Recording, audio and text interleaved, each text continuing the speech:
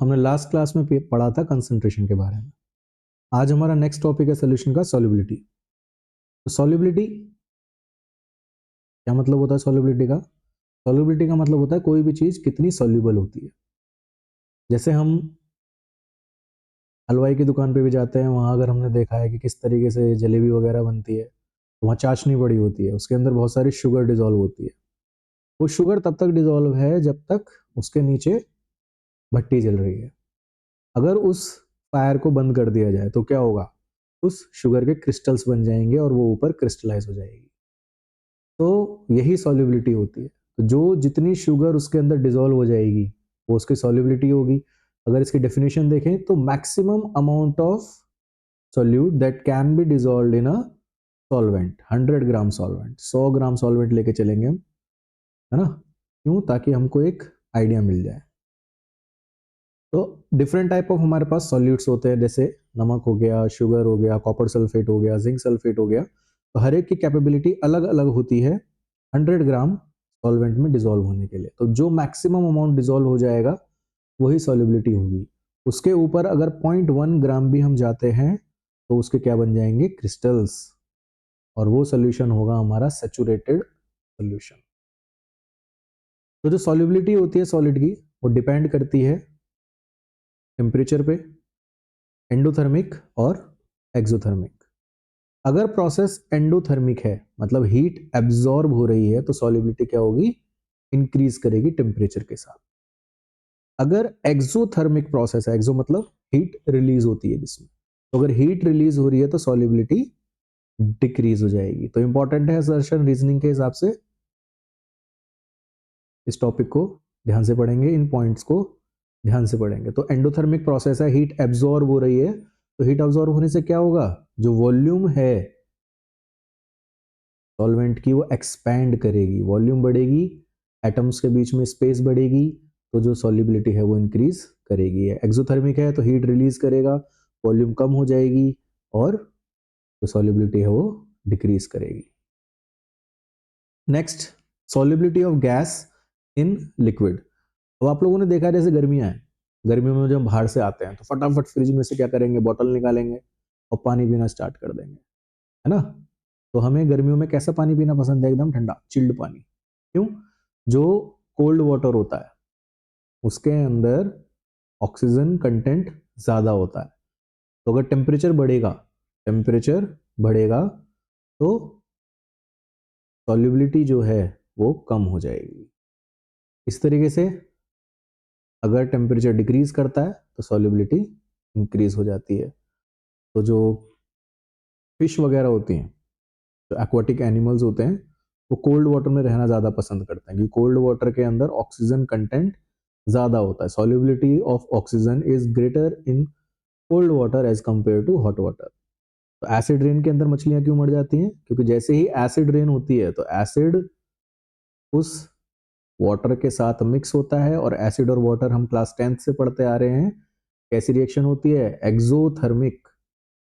अब exothermic reaction होगी तो टेम्परेचर बढ़ेगा, वाटर का टेम्परेचर बढ़ेगा तो जो ऑक्सीजन है उसमें से एस्केप कर जाएगा, इसलिए सब फिश वगैरह उसमें मर जाती है। अब यहीं से हेनरी लॉ भी आती है। सॉल्युबिलिटी ऑफ गैस को बताता है हेनरी लॉ। हेनरी लॉ कहता है कि जो सॉल्युबिलिटी होती है किसी भी गैस की, वो डिपेंड करती है प्रेशर उस पर कितना लगाया गया है। ऐसा क्यों? मान लीजिए हमारा एक बीकर है, इसके अंदर हमने लिक्विड भर दिया है। अब इसके ऊपर गैस मॉलिक्यूल्स होते हैं। अब अगर हम इसके ऊपर एक पिस्टन लगा दें और प्रेशर अप्लाई कर दें तो जो मॉलिक्यूल्स हैं ये डिसॉल्व करने स्टार्ट हो जाएंगे। सड़क किनारे देखा है हमने, जो कोल्ड ड्रिंक वाले भैया होते हैं उनके पास अलग अलग ऑरेंज कलर की बॉटल होती है, व्हाइट कलर की बॉटल्स होती है, वो फटाफट फिर पानी भरते हैं एक बॉटल के अंदर, उसको मशीन में डालते हैं और उसमें कार्बन डाइऑक्साइड डिसॉल्व कर देते हैं प्रेशर अप्लाई करके। तो यहीं से फॉर्मूला आ जाता है हेनरी लॉ का। जो प्रेशर होता है वो बराबर होता है KH into mole fraction of gas.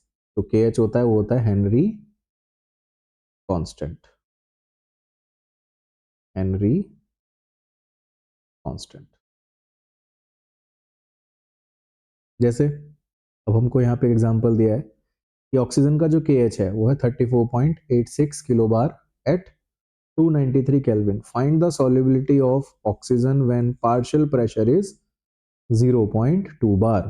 तो हमको प्रेशर दे दिया है 0.2, KH भी दे दिया है 34.86 किलो बार. जो प्रेशर है वो तो है बार में और जो KH है वो है किलो बार में, तो इसको भी बार में कंप्लीट कन्वर्ट कर लेंगे. 1000 से मल्टीप्लाई कर देंगे, 1000 से मल्टीप्लाई करते ही ये हो जाएगा 34860 बार.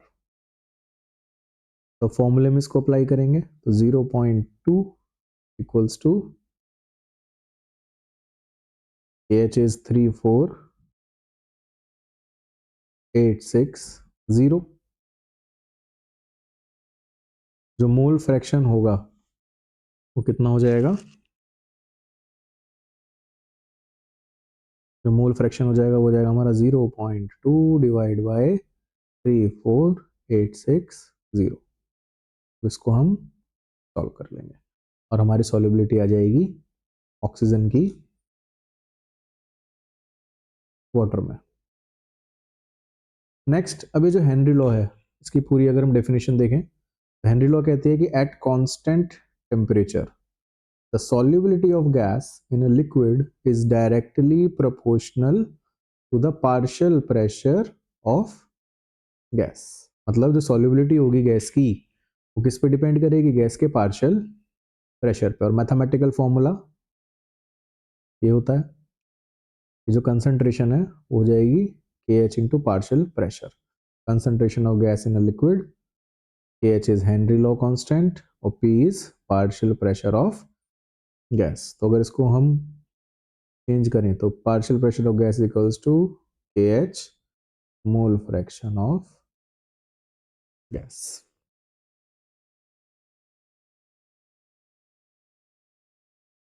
अब यहाँ पे जो KH है, ये जो KH है इसकी भी कुछ कंडीशंस होती हैं. जो KH होता है वो डिपेंड करता है टेम्परेचर पे.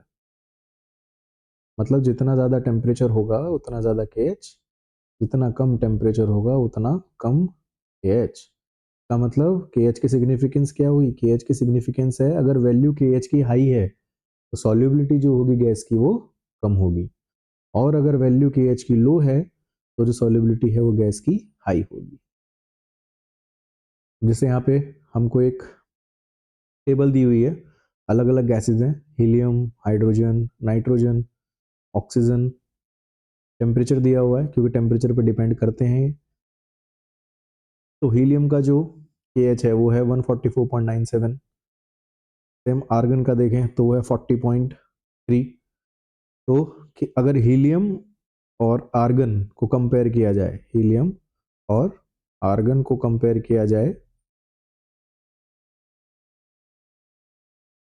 लगभग दोनों का टेम्परेचर सेम है. तो देखें जो KH की वैल्यू है वो आर्गन की लो है, इसका मतलब आर्गन की सॉल्युबिलिटी हाई होगी. सेम कार्बन डाइऑक्साइड देखें तो 1.067. फॉर्मेल्डिहाइड देखें तो इतना. सबसे लोएस्ट वैल्यू किसकी है? फॉर्मेल्डिहाइड की. तो सबसे ज़्यादा सोल्यूबल कौन होगा? फॉर्मेल्डिहाइड. सबसे हाई वैल्यू किसकी है? हीलियम की. सबसे लो सोल्यूबिलिटी फिर किसकी होगी? हीलियम की ही होगी. तो इस तरीके से KH फैक्टर पे डिपेंड करती हैं solubility of gases.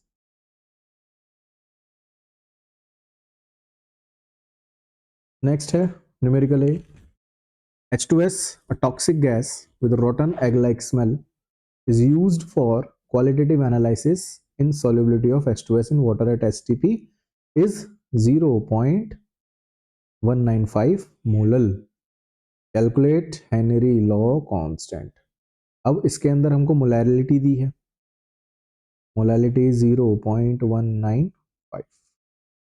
Now condition दी हुई है हमको STP, स्टैंडर्ड टेम्परेचर प्रेशर. तो स्टैंडर्ड टेम्परेचर प्रेशर होता है 1 बार. हमको क्या निकालना है? Henry constant. तो P बराबर KH into mole fraction of gas. तो जो KH होगा वो हमको पता है क्या होगा? Pressure upon mole fraction of gas. Mole fraction of gas अगर हम निकाल लें तो बात बन जाए, उसके लिए हमको क्या दे रखा है, मोलैलिटी। मोलैलिटी का मतलब क्या होता है हमको, मोलैलिटी का मतलब होता है moles of solute upon mass of solvent in KG. Molality कितनी है हमारी, 0.195 equals to NB upon WA in KG. तो हम अपॉन 1 लिख सकते हैं। तो मोल्स ऑफ सोल्यूट तो हो गए हमारे 0.195, मास ऑफ सॉल्वेंट हो गया 1 kg, 1 kg मीन्स 1000 ग्राम। तो मोल्स ऑफ सोल्यूट हमको मिल गए हैं। अब मास ऑफ सॉल्वेंट है हमारे पास, तो मोल ऑफ सॉल्वेंट आ जाएगा। सॉल्वेंट यहाँ पे वाटर ही होता है, वाटर का मोलर मास से उसके गिवन मास को डिवाइड कर देंगे, आंसर आ जाएगा 55.5। तो मोल फ्रैक्शन ऑफ गैस भी निकाल लेंगे हम, तो moles of gas upon total moles 55.5 plus 0.195। तो सॉल्व करके प्रेशर ऑफ गैस कितना है 1 upon mole fraction of gas को उठा के यहाँ सब्स्टिट्यूट कर देंगे, कैलकुलेट करके हमारा KH आ जाएगा। नेक्स्ट ये वाला आप लोग ट्राई करेंगे।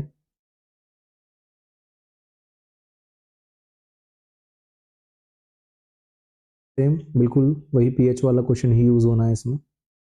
P equals to KH mole fraction of gas.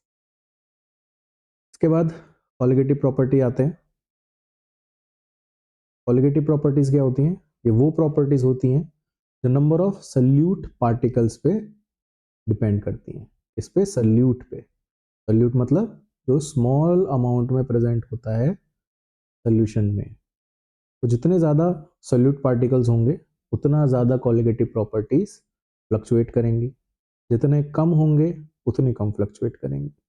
तो कॉलिगेटिव प्रॉपर्टीज की डेफिनेशन क्या होती है, those properties of a solution which depend upon the number of solute particle irrespective of nature. Nature पे डिपेंड नहीं करती, मतलब कोवेलेंट हो, आयनिक हो, कोऑर्डिनेट हो, उससे कोई लेना देना नहीं है, केवल और केवल किससे है, पार्टिकल से। जितने ज़्यादा पार्टिकल उतनी ज़्यादा कॉलिगेटिव प्रॉपर्टीज।